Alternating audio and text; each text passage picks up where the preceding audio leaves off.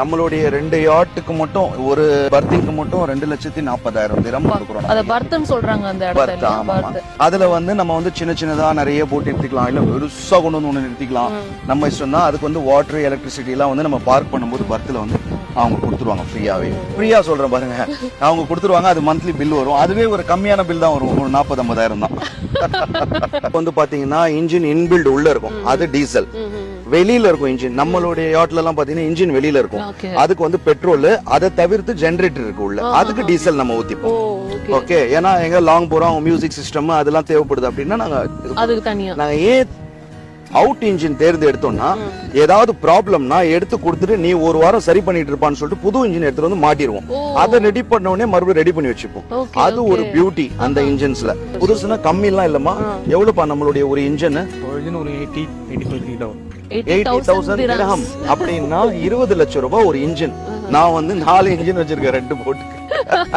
So boat வாங்குறதுக்கு முன்னாடி எப்படி ஒரு போட் வாங்கணும்ங்கறது டிசைட் பண்றதே பெரிய விஷயம். நான் வந்து அதுல உஷாரா இருந்தேன். எனக்கு ஆக்சுவலா நாலேஜே கிடையாதுமா. ஆனா நான் நாலேஜ் எந்த பிசினஸ்ல போனாலும் முடிஞ்ச அளவுக்கு தெரிஞ்சுக்கிறது.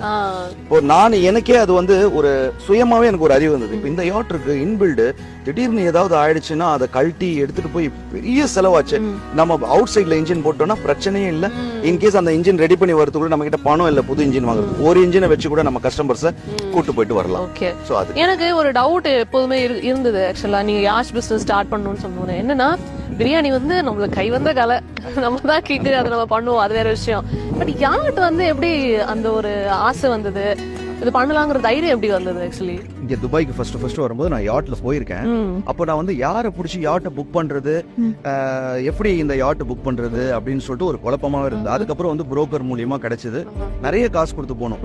நான் என் ஃபேமிலி எல்லாருமே சேர்ந்து போனோம். ஒரு 10-15 பேர் 2,500-3,000 திரம் கிட்ட அந்த டைம்ல நம்ம ஸ்பெண்ட் பண்ணிருப்போம் மீன் பிடிக்கிறது. அந்த வீடியோ கூட நம்ம சேனல்ல போட்டிருப்பேன். அப்போ எனக்கு ஒரு ஆசை இருந்தது, நம்மளுக்கு சொந்தமா யாட் ஒண்ணு இருந்தா நல்லா இருக்குமே. நம்ம வியாபாரத்துக்கு இல்ல, இந்த மாதிரி வரணும்னா நம்ம வந்து ஃபேமிலியோட போலாம், ஜாலியா அப்படின்னு சொல்லி நினைச்சிட்டு இருக்கும்போது அதை பத்தி நிறைய அலசி ஆராய்ஞ்சு பாத்துட்டே இருந்தேன். சரி, அதுக்கப்புறம் நம்ம இதை வந்து ரெண்டலுக்காவே விட்டுடலாம், சம்பாதிக்கவும் செய்யலாம், ஃபேமிலிக்கும் யூஸ்ஃபுல் தான். நம்மளுக்கு இதுல வந்து ஒரு பெரிய வருமானம் வரலனாலும் பிரச்சனை இல்ல, வெறும் வாங்கி அதோட மெயின்டெனன்ஸ் இதுக்கு வந்தா போதும் அப்படின்னு சொல்லிட்டு பட் வாங்கும் போதே 2ஆ வாங்கிட்டோம்.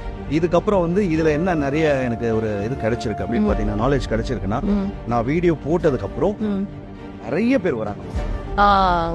இப்ப எப்படின்னா ஒரு ஃபர்ஸ்ட் ஸ்டார்ட், இப்ப நான் ஆரம்பிச்சு ஒரு 15 நாள் தான் ஆகுது.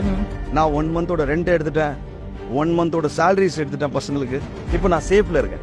இப்ப இதுக்கப்புறம் ஒரு 15 டேஸ் வர பணத்தை சேஃப்டி பண்ணும். அதே மாதிரி ரொட்டேஷன் பண்ணி 2 யாட்ல இருந்து 3, 3ல இருந்து 4 இதே மாதிரி வளர்க்கலான்னு இருக்கேன். அதே நேரத்துல எல்லாம் நம்ம கிட்ட வேலை செய்யற அந்த கேப்டன், க்ரூஸ் எல்லாமே வந்து தமிழ்நாடு மக்கள் தான், எல்லாம் ராமநாதபுரம்.